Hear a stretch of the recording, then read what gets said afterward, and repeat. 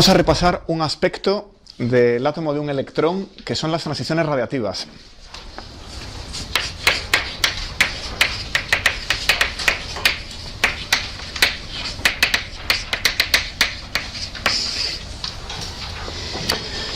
Entonces, un buen punto para empezar la historia es la electrodinámica clásica. Imaginaos que tenéis una carga en T igual a 0. Pues esa carga crea un campo coulombiano radial, como sabéis. Bueno, si esa carga se ha desplazado y en un tiempo posterior se encuentra en otro sitio, en un punto a una cierta distancia, como las señales se propagan con velocidad finita en la teoría de la relatividad, pues puede que no se hayan enterado de que la carga se ha desplazado. Así que aquí, lo bastante lejos, se sigue viendo el campo eléctrico como si proviniera de este punto, ¿verdad? Sin embargo, en la cercanía de este punto ven el campo coulombiano de la carga donde está ahora, que es un campo que sale radialmente de ahí. Y de alguna manera, pues habrá que empalmar los dos. Entonces, habrá un frente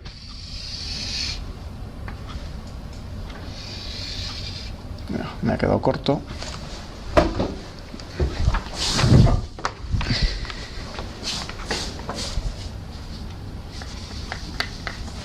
Habrá un frente donde las dos líneas se empalman.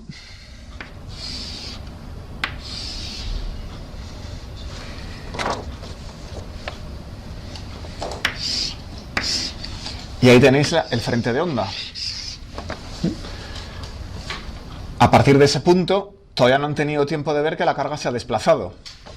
Bueno, si el movimiento no es instantáneo, eso tendrá una anchura, ¿vale? Si el movimiento de la carga no es tan rápido, pues aquí habrá una anchura y habrá una zona donde las líneas pues se tuerzan, donde vayan pensando que la carga estaba aquí, en este punto aún piensan que la carga está aquí, en este punto piensan que está aquí y en este ya saben que la carga está aquí, ¿no? Y esa zona es un frente de onda. Entonces, las cargas aceleradas radian, ¿de acuerdo? Esto lo debéis haber repasado en electrodinámica clásica.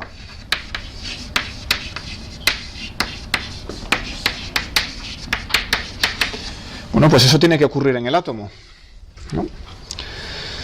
¿Qué potencia tenemos radiada? Pues esta formulita la tenéis que haber visto, o la veréis en electrodinámica, en electromagnetismo 2. Ese es el factor usual del sistema internacional y hay un 2/3 de Q cuadrado, la aceleración al cuadrado, entre C cubo. Formulica que corresponde a otro curso, ¿verdad? Bueno, eso quiere decir que el átomo es inestable, claro, el átomo clásico. Si uno tiene un electrón orbitando un protón, ese electrón está acelerado. Y ese electrón, por tanto, está perdiendo potencia. ¿De dónde saca la potencia? Se cae hacia el núcleo. Bueno, me voy a simplificar la vida tomando un movimiento armónico simple. Vamos a fijarnos como hizo Lorentz, en un electrón que efectúa un movimiento oscilatorio ligado en una dimensión, una carga Q que se desplaza en la dirección X, y su aceleración pues viene dada por una constante de recuperación, en términos de una frecuencia angular omega por menos omega cuadrado x. Sustituyendo en esta fórmula, la potencia es 1 entre 4 pi epsilon 0 2q cuadrado x cuadrado omega cuarta dividido por 3c cubo, de aquí y aquí. Eso es un caso particular de la fórmula de la radiación. Bueno, el movimiento es armónico simple, entonces esa x lleva un seno de omega t. Como sabéis, está al cuadrado, el seno al cuadrado de omega t promedia a un medio, ¿verdad? El seno va de menos 1 a 1, el seno al cuadrado de 0 a 1 y además su promedio es un medio. Así que si no resuelvo la potencia temporalmente, sino que la veo en intervalos grandecitos que incluyan varios periodos, pues puedo cambiar el seno al cuadrado de aquí por un medio y queda solo la amplitud al cuadrado del movimiento, ¿verdad? Con lo cual la potencia promedio, me cabe aquí, pues es 1 entre 4 pi epsilon 0 en el sistema internacional, q cuadrado, omega cuarta, a cuadrado, este 2 cancela ese 1 medio, dividido por 3c cubo. A es la amplitud del movimiento. Aquí he utilizado que x es a seno de omega t. Bueno, o lo que es lo mismo, es 1 entre 4 pi epsilon 0, 2 por 16 pi cuarta, nu cuarta, por el dipolo al cuadrado, dividido por 3c cubo, donde hemos eliminado la frecuencia angular omega en términos de la frecuencia completa nu. Esa se mide en radianes por segundo y está en ciclos por segundo. Y he introducido el dipolo d como la amplitud del movimiento veces la carga. Y lo puedo escribir como 1 entre 4 pi epsilon 0, 2 dividido por 3c cubo, por la derivada segunda del dipolo al cuadrado. Ese puntito es la derivada temporal, os recuerdo. Que es otra fórmula que podéis haber visto en electromagnetismo 2. Esta fórmula puede corresponder a una distribución de cargas. Es más general que la otra, ¿vale? Aunque yo la haya derivado para el movimiento de una sola carga, ahí lo que aparece es el dipolo. Entonces esa fórmula se aplica a cualquier sistema que tenga un dipolo oscilante, aunque esté hecho de varias cargas y no de una sola. O sea que en un curso de electromagnetismo uno se puede entretener en demostrarla con más generalidad que esto. Vale. Bueno, así que la potencia radiada depende de la aceleración del dipolo. Bueno, a partir del modelo de Bohr, por postulado de Bohr, pues los niveles de energía son discretos y por tanto no puedo emitir potencia de manera continua. Si el electrón está en una órbita de Bohr, o ya con la teoría correcta, la teoría de Schrödinger está en un orbital, pues no está radiando potencia, solo cuando cambia de nivel. ¿Vale? Esa es una fórmula completamente clásica. En física cuántica, si no, no estaríamos aquí. En física cuántica ponemos el diagrama de Gortrian.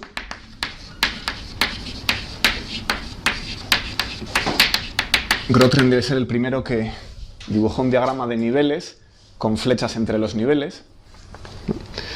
Pues tenemos aquí el nivel 1s, tenemos aquí el nivel 2p, por ejemplo, y solo cuando el electrón cambia de un nivel al otro, pues emite un fotón, emite campo electromagnético. Esto os aburre, no suena nada nuevo. Y esa energía, delta E, pues corresponde a un fotón de frecuencia nu.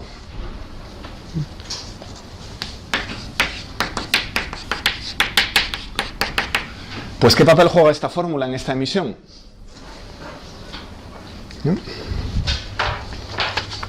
Vamos a buscarlo. Entonces, ¿qué sabemos de este fotón? Pues la consideración elemental que os han explicado en física cuántica 1 es que la emisión de energía es h nu. Pero es posible que os hayan calculado en física cuántica 2, en algunos casos lo hacen, en otros no, la probabilidad de transición. ¿Con qué probabilidad un átomo dejado aquí cae al nivel 1s? ¿Eso se lo han hecho a alguien? Pues lo voy a hacer yo ahora. Eso va a ser casi toda la clase, entonces. Las consideraciones energéticas son una ley de conservación, pero no dicen cómo de deprisa ocurre, cuándo ocurre. No, todavía no lo sabéis todo sobre esas transiciones. Así que vamos a estimar la probabilidad de que esa transición ocurra. Y lo que nos va a salir es precisamente este dipolo. Vamos a ver la analogía con la fórmula clásica. Bueno, así que la pregunta que nos atañe es cómo estimar la probabilidad de que ocurra la transición.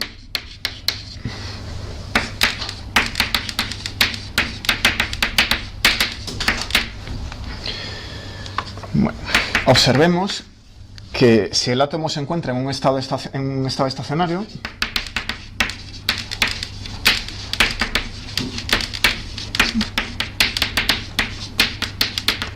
el átomo está quieto en el nivel 1s, ¿no? El dipolo, pues es la integral sobre todo el espacio de E por X, ¿verdad? Es un vector, aquí está el vector X, ese es el dipolo tomado desde el origen. Lo que pasa es que cada punto tiene que estar pesado con la probabilidad de encontrar ahí el electrón. Ahí está el estado estacionario, con su probabilidad. Eso sería el dipolo. Pero en un estado estacionario, por definición, la función de onda no cambia. Al cuadrado. Arrastra una fase elevado a IET, pero cuando tomo el módulo del número complejo al cuadrado ya no cambia. Entonces, esto no depende del tiempo. Con lo cual, D segunda es 0. ¿Okay? Bueno, que es consistente con que el átomo no radie.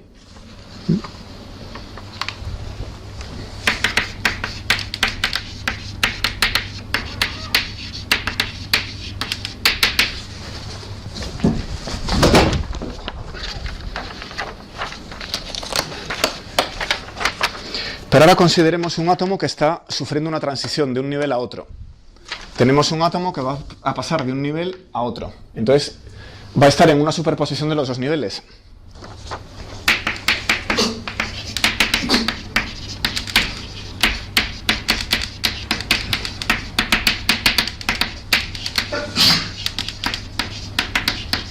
Vamos a llamarlos nivel 1 y nivel 2 en un alarde de imaginación. Así que el átomo verá un electrón con esta función de onda. Una cierta constante por psi1 de x por e elevado a menos i e1t dividido por h barra más c2 por psi2 de x por e elevado a menos i e2t dividido por h barra. ¿Qué es esto? Psi1 y psi2 son la parte espacial de las funciones de onda de los estados 1 y 2. Fácil. Como son estados estacionarios, pues cada uno avanza con una fase. Elevado a menos i, la energía que toque, tiempo entre h barra. Y como el átomo está en una superposición de ellos, pues C1 y C2. Un poquito de probabilidad en uno, otro poquito de probabilidad en el otro. Bueno, ahora la densidad de probabilidad sí depende del tiempo. Luego esto que coloco aquí me recoge una dependencia temporal, porque al elevar al cuadrado puedo cancelar una de las dos fases, pero no puedo cancelar la diferencia de fase. Los dos términos van a interferir. ¿Qué es esto que nos sale en la formulica del dipolo? Pues esto es C1 cuadrado, psi1 de x al cuadrado, que es el cuadrado del primero, C2 al cuadrado por psi2 de x al cuadrado, que es el cuadrado del segundo, no gano para tiza. Y esta parte es constante. Así que si intento sustituirla en esta fórmula para la segunda derivada del dipolo, derivar aquí dos veces, esa parte da 0. No depende del tiempo. Pero luego los términos de interferencia sí. Los escribo los dos. Primero por segundo, más conjugado del segundo por el primero. Y aquí tengo psi1 estrella de x, psi2 de x, psi2 estrella de x, psi1 de x. Y ahora las fases. Uno será E1 menos E2 y el otro será E2 menos E1. Entonces, e elevado a menos i, e2 menos e1 t entre h barra, e menos i, e1 menos e2 t entre h barra. Esto, si derivo respecto al tiempo, como las energías son distintas, es una mezcla de estados estacionarios o no es 0. Así que esto va a dar una contribución a la derivada segunda del dipolo. Bueno, fijaos que la frecuencia de la oscilación de esta fase es la adecuada.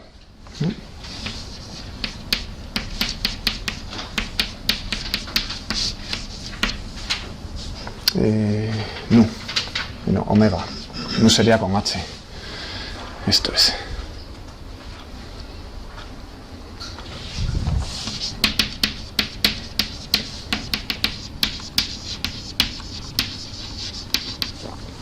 La radiación de la carga ocurre con la frecuencia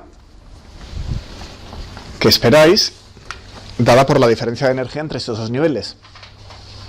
Si la oscilación de la carga ocurre con esa frecuencia, la oscilación del dipolo, pues la frecuencia de la radiación es la misma que la de la oscilación del dipolo. Así que esto nos sale.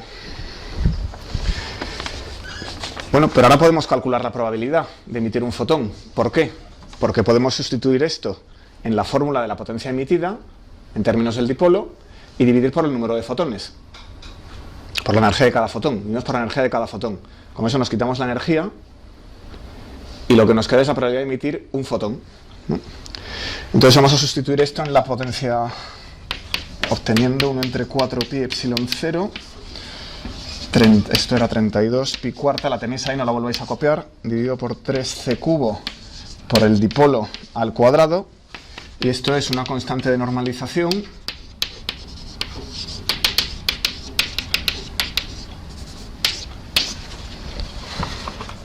veces nu cuarta epsilon 0 c cubo, algo que llamo d21 al cuadrado, ¿vale? ¿Por qué? ¿Qué es este d21 al cuadrado? Vamos a verlo. Bueno, aquí tenemos dos trozos, uno que es uno en el que el fotón lleva energía positiva y otro en el que lleva energía negativa, según cuál sea mayor. Este nos vale para emitir, emisión espontánea, y este para absorber. Y entonces, el dipolo, sacándolo de este trozo, lo que estoy buscando es la emisión, pues es la integral de C2, C1, psi2 estrella, EX, psi1, todo ello al cuadrado.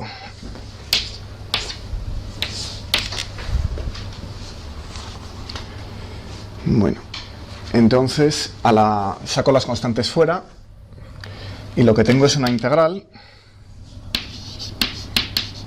de Fi psi estrella F X psi I de 3X, y eso al cuadrado.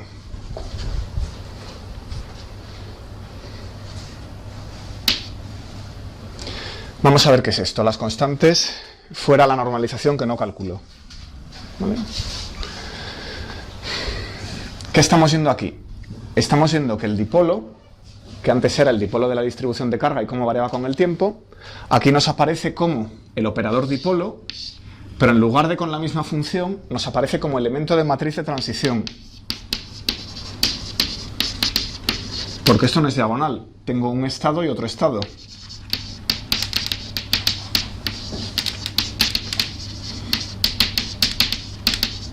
Si considero solo 100 estados del átomo de hidrógeno, eso es una matriz 100%, y aquí tengo el elemento, por ejemplo, 2, 1 de esa matriz 100%. ¿Vale? Entonces es una integral, pero lo puedo ver como un elemento de matriz. Eso es lo que sale aquí. ¿Vale? Hay que coger EX y calcular la integral entre dos funciones de onda distintas. Bueno, entonces con eso tiene uno la potencia. Pero si lo que quiere es la probabilidad de transición por unidad de tiempo,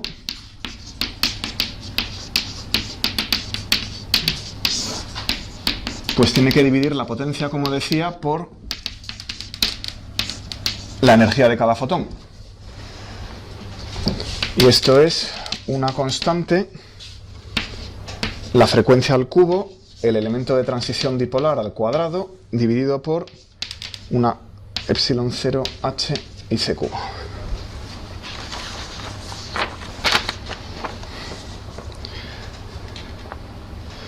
Bueno, ¿qué se puede hacer para determinar la constante?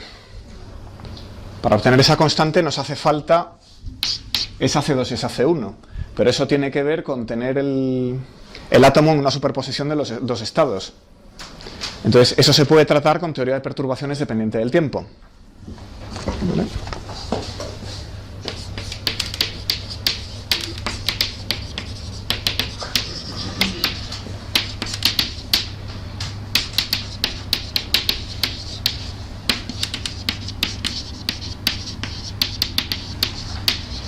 Entonces dividimos el hamiltoniano en energía cinética más potencial más hamiltoniano de radiación, que es la interacción de la radiación con el átomo, ¿vale? A esto lo llamamos H0, son los estados del átomo de hidrógeno, y esto es nuestra perturbación, ¿vale? Entonces, eso sí que es de física cuántica 2, así que no voy a desarrollar la teoría de perturbaciones. El resultado se llama regla de oro de Fermi. Esto es una ecuación para la probabilidad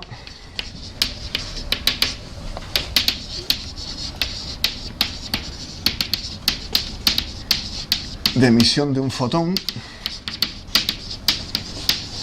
en dirección omega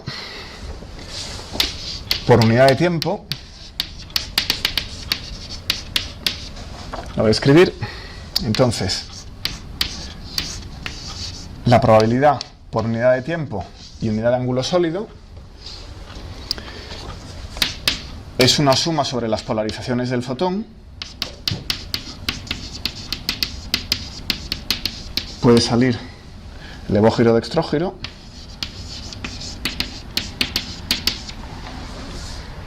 La probabilidad de emitir un fotón es la probabilidad de emitir un tipo de fotón más la probabilidad de emitir el otro.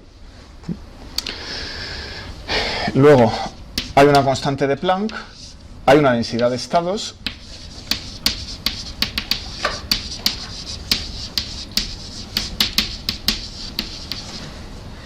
y finalmente, el elemento de matriz de la perturbación. Lo he llamado V1 al cuadrado. Que para esta parte de la regla es general, es una suma, 1 entre h, densidad de estados, elemento de matriz de la perturbación, pero en nuestro caso, si esto es la probabilidad de emitir un fotón, esto de aquí, pues es la integral entre el estado final y el estado inicial del hamiltoniano de radiación, todo al cuadrado. Bueno, esto es Ex por E, en aproximación dipolar eléctrica, que es lo que acabamos de hacer. ¿Vale? Heurísticamente yo he empezado con la potencia clásica y he ido metiendo cosas y me ha salido una fórmula que llevaba el valor esperado de psi, x, psi, entre los estados inicial y final.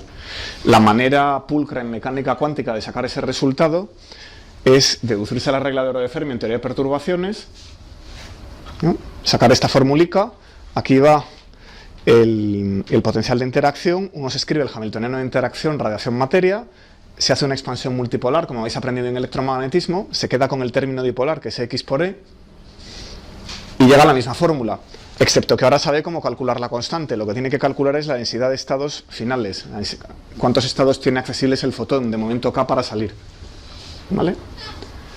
O sea que esa es la manera pulcra de volver a hacer esto y obtener la constante. ¿Okay? Pero si no tenéis esa herramienta, pues os tenéis que creer esta fórmula y la constante os la tiene que dar alguien, ¿vale? Hasta aquí se puede llegar heurísticamente. Bueno, el número de estados lo voy a dar por algún sitio, aquí me cabe. Pues, ¿cuántos estados tiene accesibles el fotón con momento E? Bueno, lo podemos escribir en términos del número de estados accesibles que tenga con momento K veces dk de E. Entonces, ¿qué es el número de estados accesibles con momento K? Pues eso es 2, porque hay dos polarizaciones, el volumen dividido por 2pi cubo y por d3k. O en coordenadas esféricas, esto es 2v entre 2pi cubo por 4pi k cuadrado diferencial de k, integrando sobre el ángulo.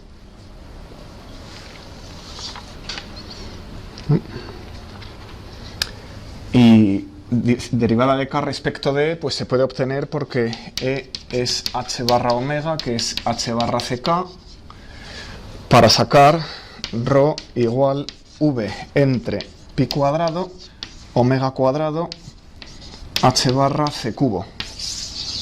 Eso está por los libros, no sé si todos lo deducen, pero es una fórmula muy común. Se inyecta aquí Y lo que queda por calcular es el elemento de matriz dipolar eléctrico. ¿No? Bueno, una observación. Fijaos que esa probabilidad de transición ya no depende del tiempo. Ahí tengo las funciones de onda estacionarias, que son funciones de x, la función del nivel 1s y la función del nivel 2p,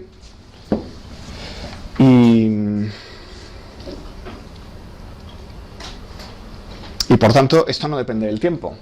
Entonces la probabilidad de que un átomo decaiga es la misma ahora que luego, hasta que decaiga. Claro, una vez que decaiga ya no se acabó, ¿no? Pero ¿eso qué quiere decir? Que si empiezo con n átomos en tiempo cero, en el estado excitado, pues la probabilidad de que alguno caiga es proporcional al tiempo, porque como la probabilidad de que alguno caiga en un intervalo de tiempo es proporcional al tamaño del intervalo, directamente.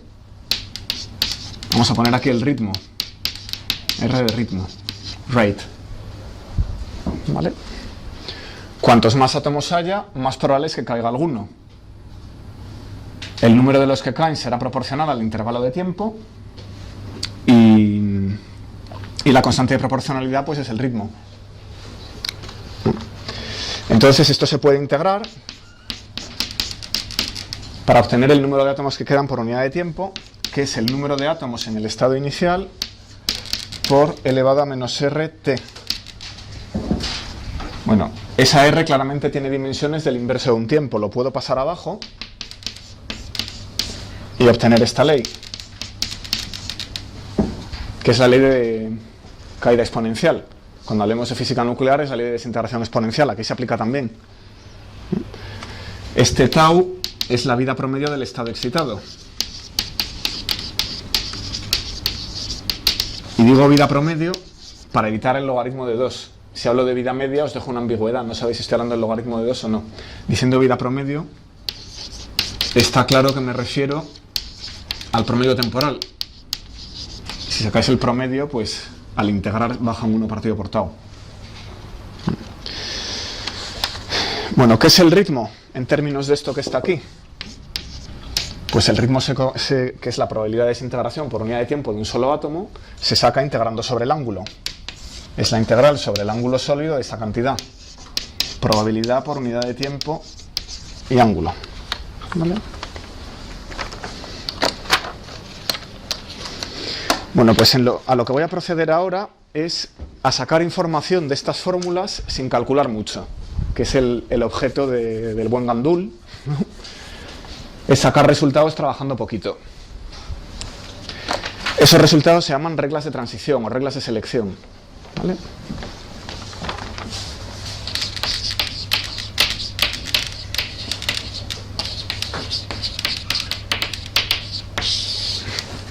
Bueno, entonces el ritmo, la probabilidad de transición por unidad de tiempo, pues es proporcional al elemento de matriz dipolar eléctrico al cuadrado. Que lo vuelvo a escribir, esto es la integral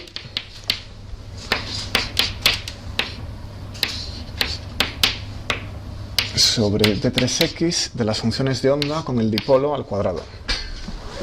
Eso lo hemos deducido bien desde física clásica o bien desde la regla de oro de Fermi. Mientras nos diga la constante aquí no nos tenemos que sumergir mucho. Entonces, si para alguna transición este elemento de matriz, esta integral, se anula, ese fotón no se emite. O sea que solo viendo cuando esta integral es cero vamos a sacar un montón de información. Claro, el que esa integral se anule no quiere decir que la transición esté estrictamente prohibida, porque aquí hay metida una aproximación dipolar.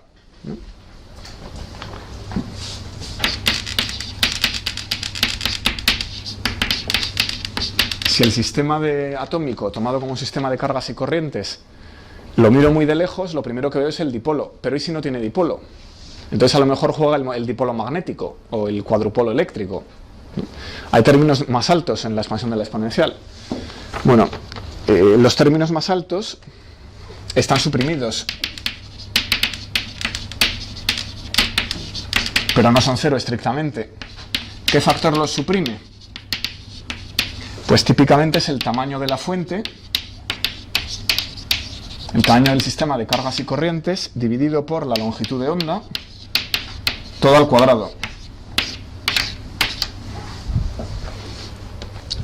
Bueno, vamos a ponernos en el óptico, claro, eso depende de la longitud de onda. Imaginemos que ponemos, yo que sé, 500 nanómetros. Y el tamaño del átomo, pues ponemos 0,1 nanómetro.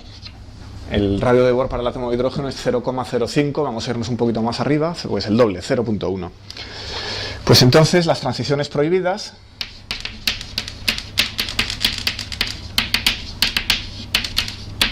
son una parte en 5000 al cuadrado, porque eso está elevado al cuadrado, menos probables. Esto en el óptico. Eso es un número muy pequeño. Quiere decir que si tenemos una regla de selección se va a cumplir bastante bien.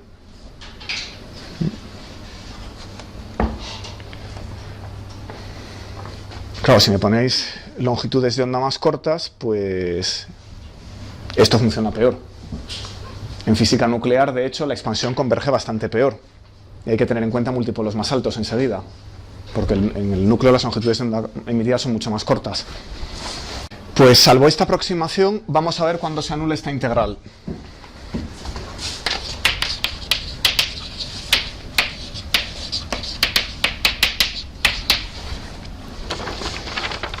Así que nada, escribimos lo que tiene que ser 0, saco la carga fuera.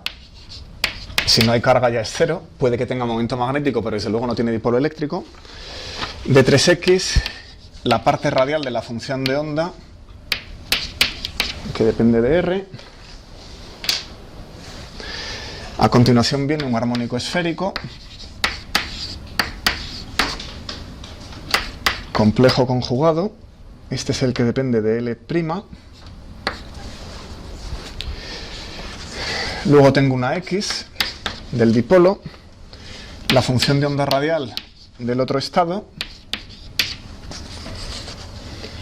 y otro armónico esférico. ¿Vale? Bueno, de 3x lo puedo dividir en R cuadrado diferencial de R diferencial de omega y x, estos son tres integrales. Para que la transición se anule se tienen que anular las tres. Si no, siempre hay algún tipo de campo eléctrico que puede emitir. Puede emitir campo eléctrico polarizado a lo largo de X, o a lo largo de Y, o a lo largo de Z. Siempre hay algún fotón que puede escapar de ese átomo. Para que se anule la integral y tenemos una regla de selección, hay que anular las tres componentes. Bueno, entonces, X, Y y Z, todas son proporcionales a R dimensionalmente, y esta es seno de teta, coseno de phi, seno de teta, seno de phi, coseno de teta. Y esto está organizado en dos colores para que veáis las integrales angulares y las radiales. ¿Vale? O se anula una o se anula otra. ¿Cuál nos sirve, ¿no? Para que esto sea cero? Vamos a ir viendo. El armónico esférico realmente no lo voy a usar, pero aprovecho para repasarlo. No voy a usar esta fórmula. Es 2L más 1, L menos M factorial, dividido por L más M factorial, 4pi menos 1 elevado a m, PLM, coseno de teta, elevado a I phi. Realmente lo único que quería extraer es este elevado a I phi. Y ya de paso aprovecho y lo escribo entero para que lo volváis a ver.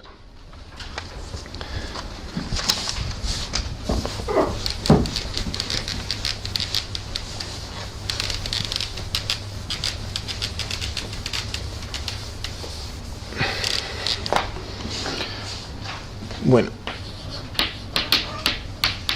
pues que ese es el elemento de matriz de transición, cuyo cuadrado da la probabilidad de que un átomo se desexcite y emita un fotón. Pues es E integral R cuadrado diferencial de R, Rn', L', R, Rn, L de R. Esto que si queréis no hace falta que lo copiéis.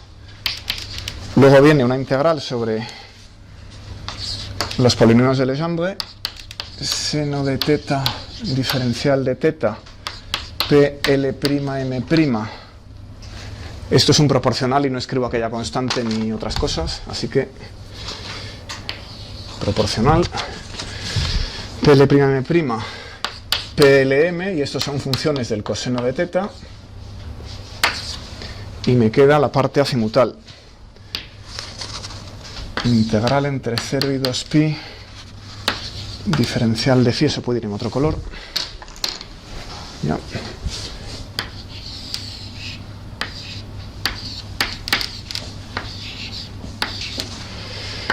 Elevado a menos i m' phi elevado a i m phi. Y ahora, para cada una de estas tres componentes, pues o seno de teta o coseno de teta, y aquí coseno de phi y aquí seno de phi.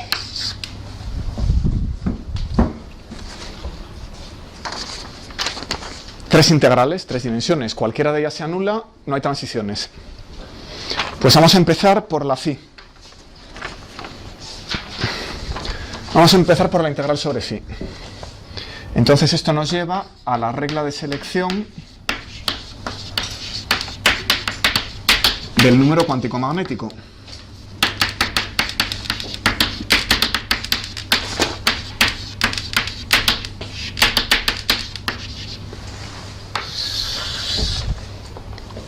La integral que tenemos es la integral entre 0 y 2pi diferencial de phi elevado a menos i m' phi. Y ahora, ¿qué pasa si tenemos la componente x? Pues esa lleva el coseno, que es elevado a i más elevado a menos i dividido por 2. Si tengo la componente y, pues me lleva el seno, elevado a i phi menos elevado a menos i phi dividido por 2. Y si tengo la componente z, lleva un 1. Y todo multiplicado por elevado a im phi. ¿Cuándo es esto 0 y cuándo es distinto de 0? Vamos a pedir que no se anule, para que haya transición.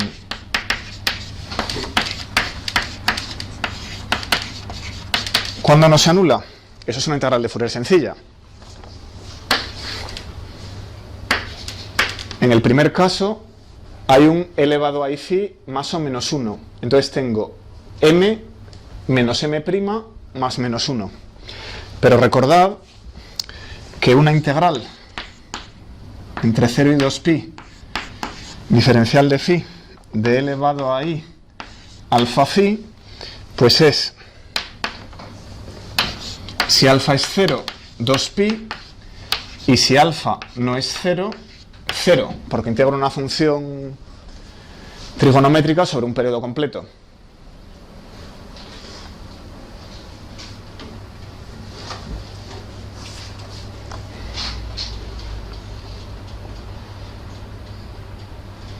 Entonces, o varios periodos, si alfa es un número mayor que 1. 1, 2, 3, 4. Entonces, ¿cuándo se anula esto? Pues tengo que pedir que m' más menos 1 más m, no, hay un menos aquí, menos m' más menos 1 más m sea 0. Y eso ocurre cuando m' sea m más menos 1. Si no, no puedo hacer que el exponente sea 0. Lo mismo en la segunda línea. Tengo m menos más 1, o el uno o el otro, cualquiera de los dos podría valer para que la integral no se anulara, y m' con un signo menos, pues lo mismo, aquí no hay nada nuevo, m más menos 1, esa es la que es distinta, que hay elevado a 0, eso es un elevado a i 0, por tanto, para que esto no se anule, m tiene que ser igual a m'. Así que tenemos la primera regla de selección. Delta de m, vamos a elevarla allí en piedra. Delta de m es 0 o más menos 1. ¿Vale? Es decir, si tengo un estado con momento angular 7 y tercera componente 7, puede pasar a otro estado con tercera componente 6, pero no puede caer al estado fundamental, tiene que caer en cascada. ¿Vale? Tiene que variar de 1 en 1 como mucho. Borro. Lo tenéis, ¿no? Bueno, puedo borro esta.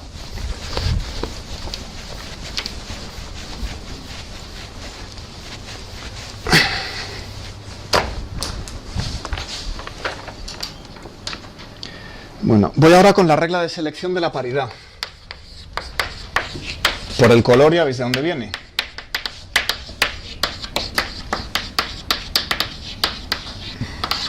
Es de la parte angular. ¿Vale? ¿Qué es la paridad?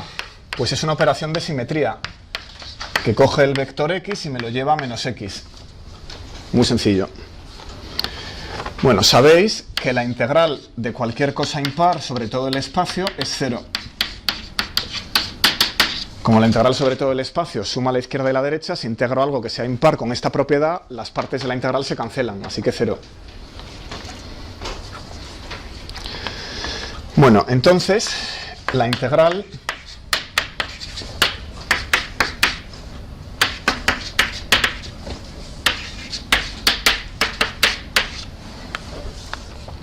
es distinta de 0 cuando x es impar.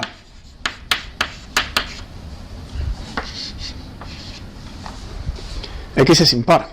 La integral de algo impar es 0. Así que si esto por esto es par, par por impar es impar, la integral se anula. Consecuencia, para que esto sea distinto de 0, las dos funciones tienen que dar algo que también sea impar. Ahora, ocurre que las funciones del átomo de hidrógeno tienen paridad bien definida. Por ejemplo, la del estado fundamental, que tiene simetría esférica, es par. Entonces, si aquí pongo dos funciones del estado fundamental, la integral es 0, cosa que ya sabíamos, ¿no? Porque todo esto queda impar. Si cojo dos funciones distintas, tienen que tener distinta paridad. Entonces, la paridad de psi y psi' tiene que ser la contraria.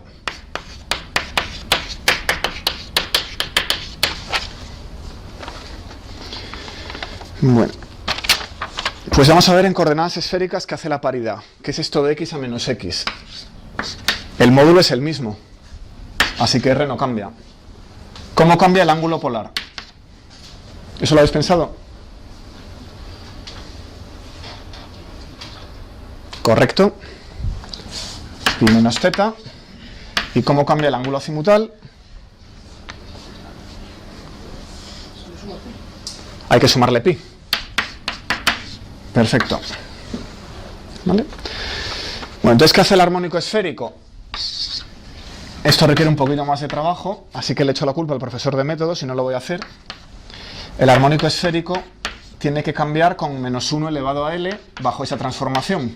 Si cambio los ángulos así, ILM va como menos 1 elevado a L y LM. Okay. Bueno, si voy a hacer un ejemplo, vamos a ver el I11 para comprobar esta regla en un caso particular. Menos raíz de 3 entre 8pi. Si yo diera métodos haría esto. Seno de θ elevado a menos i phi. Imaginaos que ahora aplico esa transformación. ¿Esto a dónde va a parar? Pues va a parar a menos raíz de 3 entre 8pi seno de pi menos θ, que vuelve a ser el seno de θ, y elevado a menos i pi más phi. Vamos a quedar sin colores, como esto siga así. Me voy a fijar en este pi. Elevado a menos i pi es un menos 1.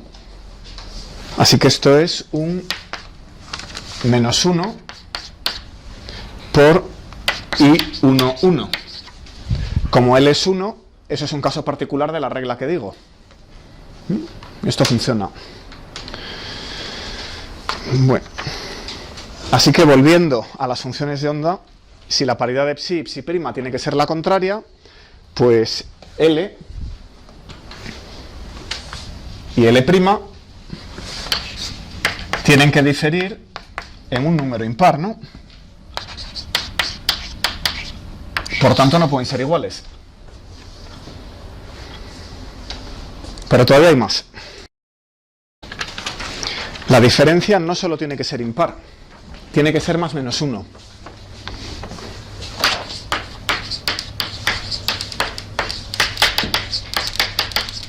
Vamos a ver cómo podemos arguir esto.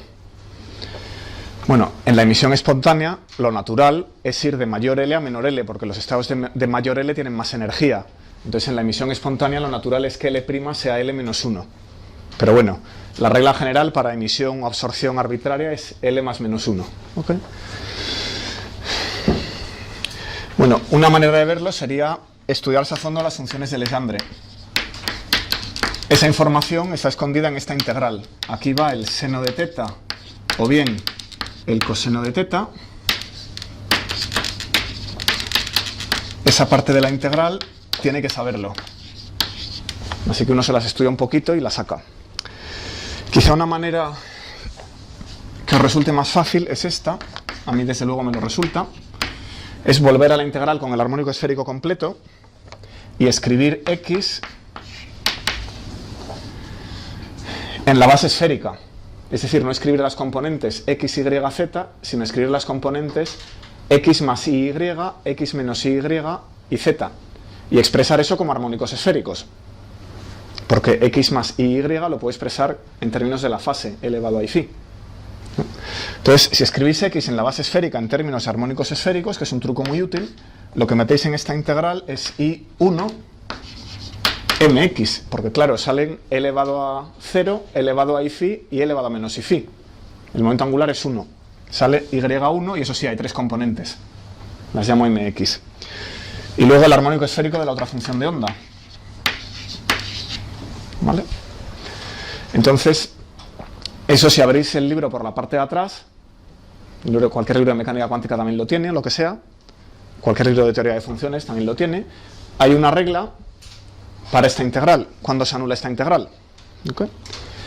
Y la manera más bonita es a través de algo que se llama teorema de Wigner-Eckardt, que veréis en mecánica cuántica, que dice que esta integral es proporcional a L', M', 1mx, Lm en un Clebsch-Gordan. Esa integral es proporcional a un Clebsch-Gordan. ¿Vale? Bueno, hay una cosa que sacamos de inmediato.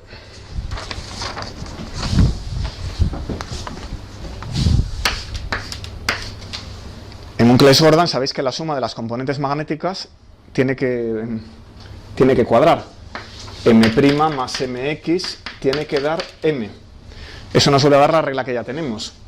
M' más mx igual a m es lo mismo que, como mx viene de un armónico esférico, 1mx puede ser 0 más menos 1, es un vector, pues esto puede ser 0 o más menos 1 y nos devuelve la regla de antes.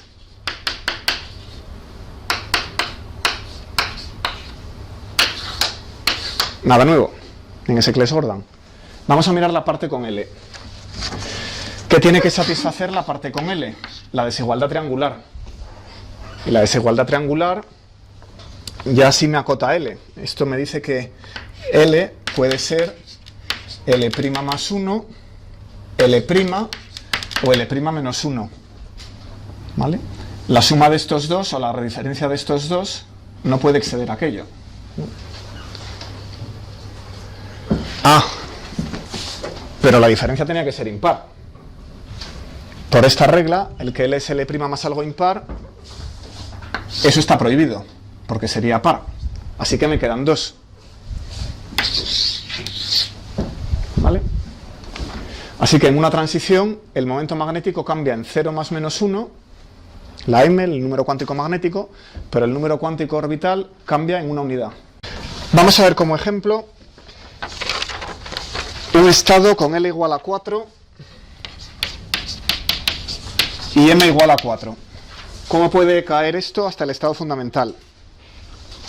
Lo primero que hace, imaginaos que en R es 0, entonces podéis pensar que n es 4, es 5, es L más 1.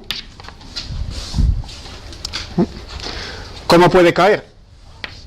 Pues como tiene m igual a 4, y para llegar al estado fundamental, que es L igual a 0, m igual a 0 en el átomo de hidrógeno, tiene que perder m, y solo lo puede perder de 1 a 1. Así que tiene que pasar por toda la escalera, m igual a 3, m igual a 2, m igual a 1.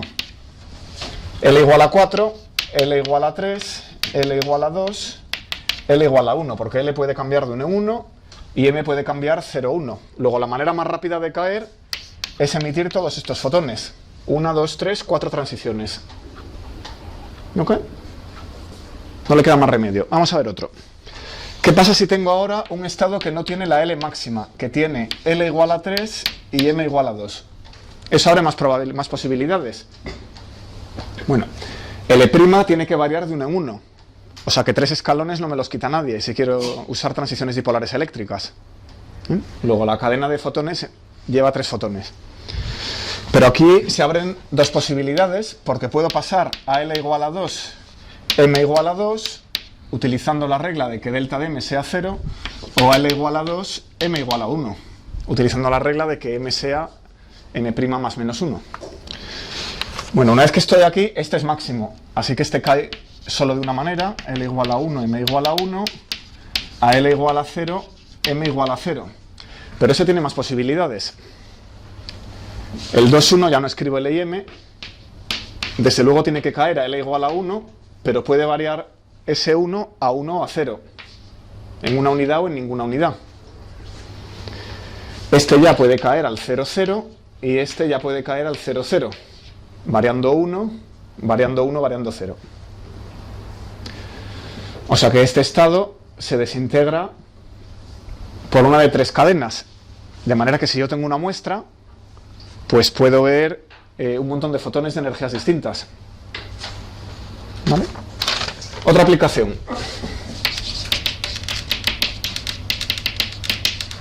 ¿Os acordáis del ortohelio y el parahelio? Que parecía que el helio venía en 2 familias. Pues ahora podemos responder a por qué no hay transiciones rápidas ortopara.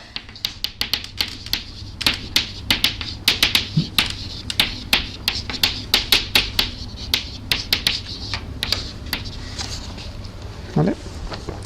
Recordemos que el ortohelio era un triplete de spin. Así que su función de onda de spin será chi S con S igual a 1. Chi no es un spinor de Pauli, claro. Lo puede ser como una combinación de spinores de Pauli para cada uno de los 2 electrones. Es una función más complicada. La de Noto-Chipo igualmente. Y el parahelio tenía S igual a 0, singlete,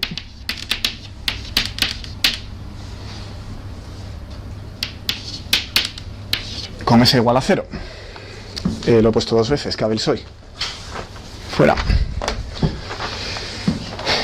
Bueno, pues vamos a ver el momento dipolar de transición de Fi. Esto es la integral psi f e x psi i de 3x, sustituyo y queda psi s estrella chi antisimétrica daga ex. Esto es el estado para, y quiero venir de 1 orto, pues aquí tengo la parte antisimétrica, la función de la antisimétrica espacial, y un triplete, la spin tiene que ser simétrica. Pero como el elemento de transición dipolar eléctrico no depende del spin, puedo factorizar el producto de las 2 matrices. Aquí tengo una matriz fila multiplicando una matriz columna, sale fuera chi a daga por chi s, y después ya la integral de psi s estrella ex psi a sobre todo el espacio. Esto no me interesa, será 0 o no será 0, según los momentos angulares. Pero el hecho de que el elemento de transición Ex no dependa del spin, el operador de transición no depende del spin, hace que aquí no salga directamente el producto de las funciones de onda de spin sin nada en medio. Y como son distintas y tienen que ser ortogonales, esto es 0. Así que por tener spin distinto, en el helio no hay transiciones dipolares eléctricas entre el orto y el para. ¿Vale? Eso nos da por aquí otra regla. Las transiciones dipolares eléctricas no cambian el spin, por cierto. Así que si uno tiene una muestra de helio excitada, los estados que vienen del ortohelio van cayendo, emitiendo fotones por una de estas cadenas. ¿Y dónde acaban? En la configuración 1s con un electrón, 2s con un electrón. Y de ahí no pueden bajar. Mientras que las para van cayendo, emitiendo fotones hasta el estado fundamental 1s2. Bueno, pues todo esto sale del momento angular. ¿Qué pasa con la parte radial de la función de onda? ¿Nos da alguna regla de selección? Vamos a verlo. Teníamos la integral entre 0 e infinito, r cuadrado diferencial de r, la r que venía de la ex, y luego la función de onda del estado de salida y del estado de llegada. ¿Eso da alguna regla de selección? Vamos a ver qué es R. Esta RNL, le puedo poner aquí, pues es un polinomio que depende de la variable reducida. Dividimos todas las R's por el radio correspondiente, el radio de Bohr o el radio de Bohr escalado con Z. Esto depende de esa ρ, un polinomio, veces una exponencial, y todo dividido por ρ. Y me interesa remarcar que aquí hay una n, que es esa n.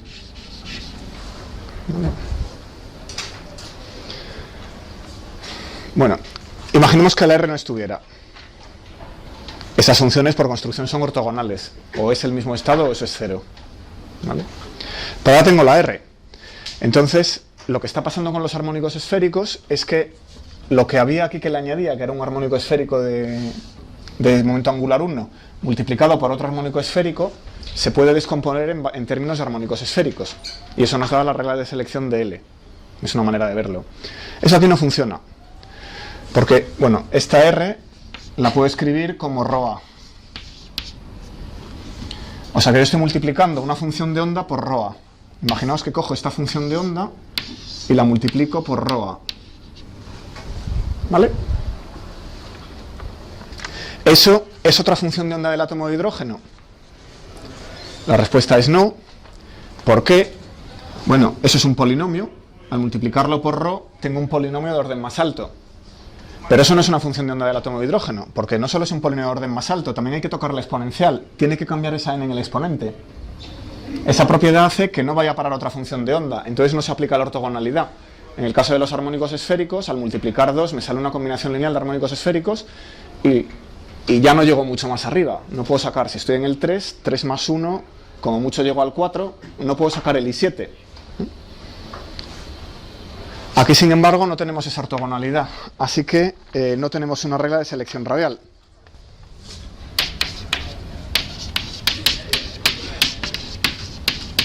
No hay ortogonalidad porque R por RNL no es una función de la base, ni una combinación finita de funciones de la base. Tiene una expansión en serie, si queréis, porque la base es una base, pero es una expansión en serie que lo cubre todo.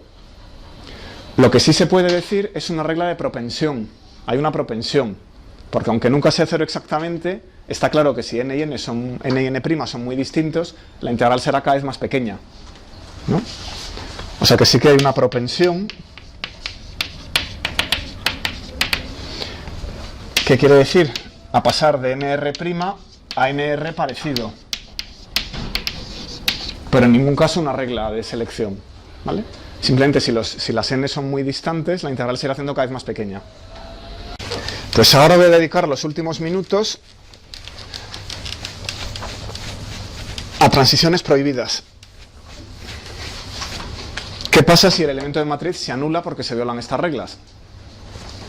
Entonces no hay transiciones dipolares eléctricas, pero podría haber transiciones de otro tipo, de una multipolaridad más alta. Entonces vamos a hablar un momentito de transiciones dipolares magnéticas.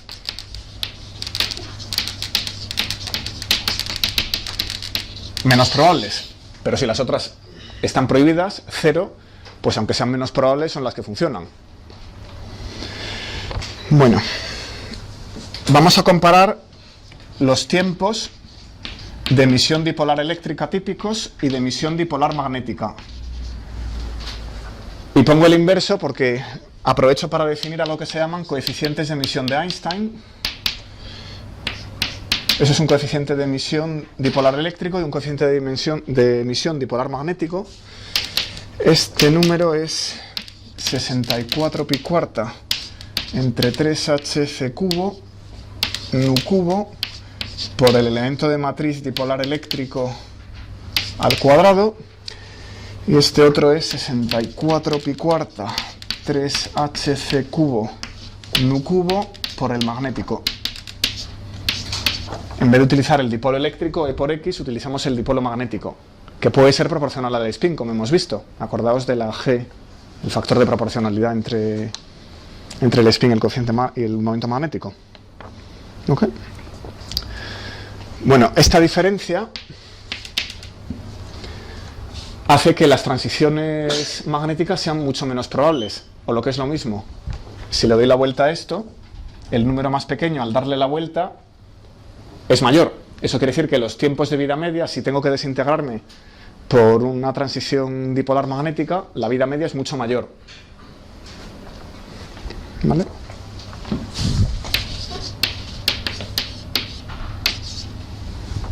Ese es el que tiene mayor tau. Bueno, ¿cómo podemos ver esto? Pues comparemos un dipolo típico, que será que la carga del electrón por el radio de Bohr es la escala. ¿Qué otro dipolo puede haber? Bueno, si el átomo es mayor, esta será algo mayor, pero siempre escalea con A, con el radio de Bohr, ¿no? Bueno, pues esto es EH barra entre la masa del electrón por alfa C. La E es la E que tengo aquí, y el radio os dije que lo podéis sacar del principio de Heisenberg. H barra dividido por P. ¿Qué es P? Masa por velocidad. ¿Qué es la velocidad? Alfa por C. ¿Vale? Bueno, ¿qué es el momento magnético típico? Pues la escala característica es el magnetón de Bohr, ¿no? Entonces el magnetón de Bohr habíamos dicho que era H barra medios E partido por la masa del electrón y por C. ¿Cuál es la diferencia entre ambas cantidades? El factor alfa. Alfa es 1 entre 137. Así que este número es 137 veces mayor. Este número es mayor en la dirección de la flecha. Ese es mayor que este. Y si elevo al cuadrado, pues mucho más. El 137 está abajo, o sea que sube multiplicando. ¿Lo veis, no?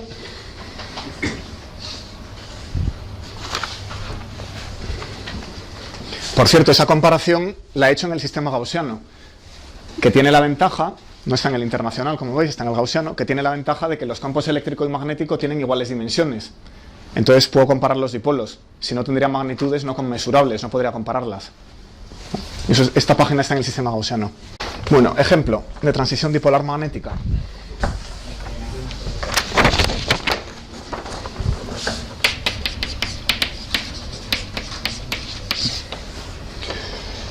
Pues esto ya lo hemos visto. Se trata de la línea de 21 centímetros del hidrógeno.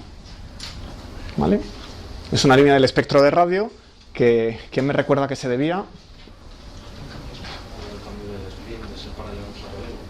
Esto es se debe al desdoblamiento de la estructura hiperfina en el estado fundamental. ¿Vale? Lo que me acabas de decir es que aquí tengo el nucleón y el electrón en un estado de spin 1 y paso a un estado de spin 0.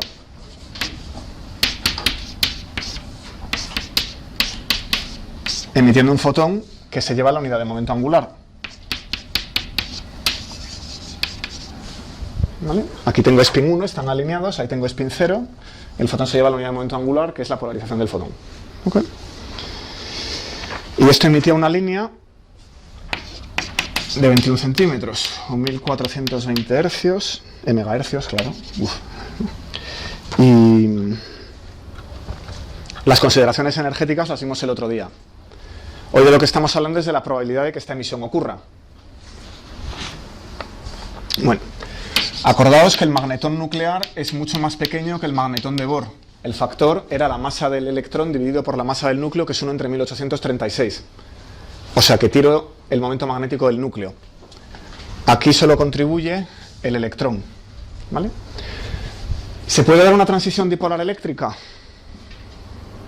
Y vuestra respuesta al unísono, rugiendo como en un estadio, es no, porque es un cambio de spin. Entonces la transición tiene que ser dipolar magnética, y si despreciamos el magnetón nuclear, pues lo que entra ahí es el magnetón de Bohr, que por cierto voy a dar el numerito. Esto eran 9,27 por 10 elevado a menos 21 ergios por Gauss. Y si lo metéis en esta formulica para el tiempo de vida media, o para el coeficiente, pues A1M sale, echad la cuenta, 2,85 por 10 elevado a menos 15 segundos a la menos 1 hercios. ¿Vale? O si le dais la vuelta para sacar el tiempo, pues la nimiedad de 3,5 por 10 elevado a 14 segundos. Ese número tan grande no hay quien lo entienda. Voy a intentar darlo en años. Salen 11 millones de años. Lo que pasa es que por ahí fuera en el espacio hay mucho gas hidrógeno. Entonces, aunque cada átomo en el estado excitado de la estructura hiperfina tenga una vida media muy larga, alguno se va a dar la vuelta y nos va a mandar el fotón de radio. La vida media es muy larga porque es una transición dipolar magnética y porque la frecuencia es pequeña. Fijaos que estas fórmulas van con la frecuencia al cubo, como demostramos antes. En rayos X las cosas ocurren mucho más deprisa. Bueno, ¿qué reglas de selección tienen estas transiciones? ¿Qué las tienen? Pues aquí se conserva la paridad.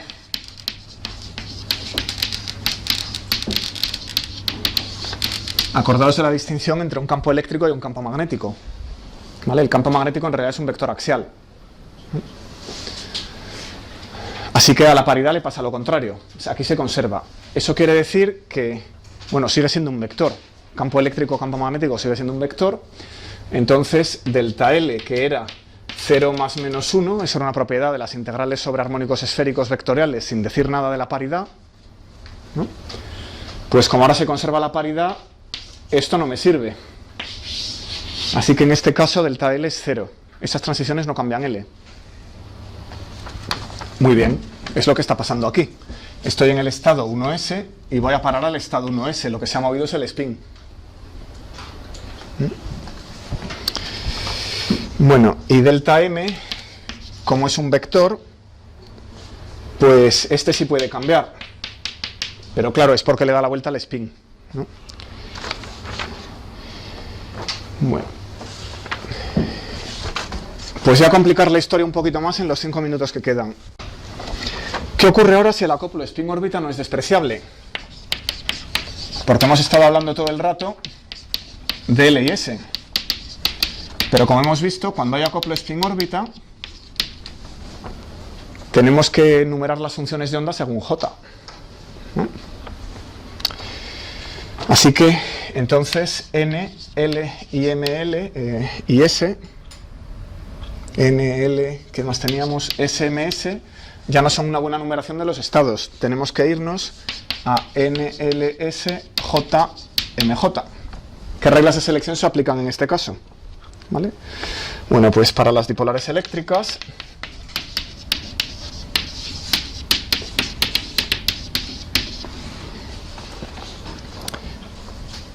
delta L va a seguir siendo más menos 1, ese cálculo no puede cambiar.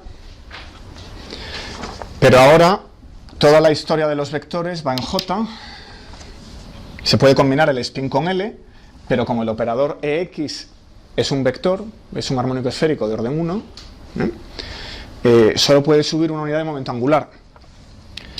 O sea que el J del estado inicial y el J del estado final pueden diferir como mucho en 1. O si lo pongo como vectores, le estoy sumando 1, eso viene de la X. Y si miro los números cuánticos, pues delta J puede ser 0 o más menos 1, que es la desigualdad triangular aplicada a esta regla de suma. Tengo un vector X momento angular inicial, JI, momento angular final, JF, y la diferencia es un vector, 1. ¿No? O sea que esa es la regla de selección. Y ya, sin aburriros, delta MJ es 0 o más menos 1, igual que era antes para ML. Tenemos un vector. Dejadme analizar el doblete del sodio, que era lo que nos traía de cabeza cuando veíamos el efecto Zeeman.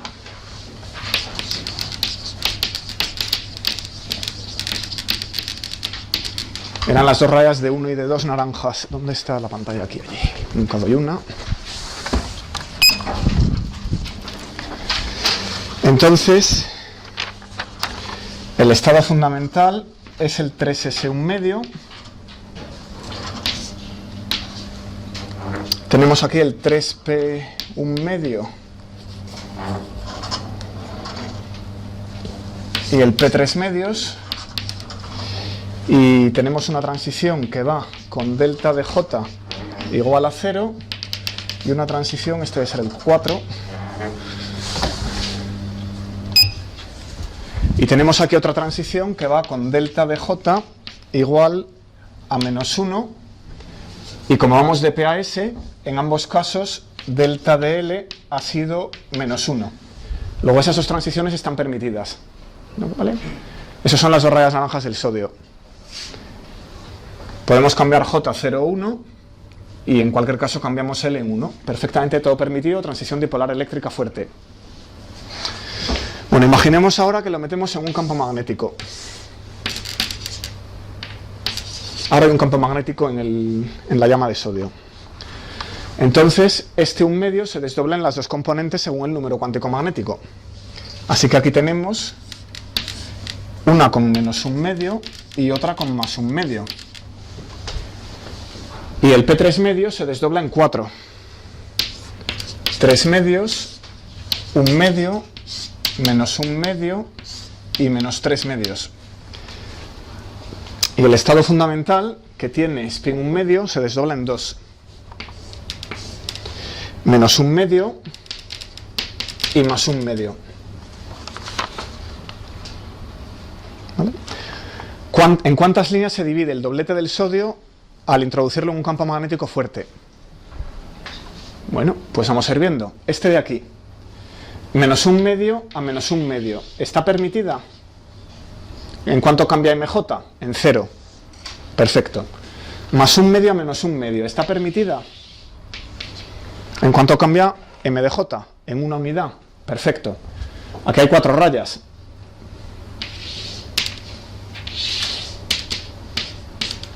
Tenemos 4 líneas.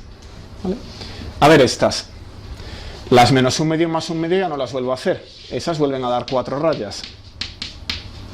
¿Qué pasa con el menos 3 medios y 3 medios? Esas no pueden dar... bueno, la de menos 3 medios sí puede dar menos 1 medio. Esta puede ir aquí, porque tiene delta MJ igual a más 1. Y la de arriba puede ir al estado con más 1 medio, porque tiene delta MJ igual a menos 1. Pero si quiero cruzarlas ya no puedo, tengo que cambiar J en 2 unidades. 3 medios más 1 medio es 2. Luego no son 8 rayas, 4 por 2, 8, no, me faltan 2 rayas, hay 2 prohibidas. Con lo cual esperamos que la segunda línea del doblete del sodio se divida en 6. La primera se divide en 4 y la segunda se divide en 6.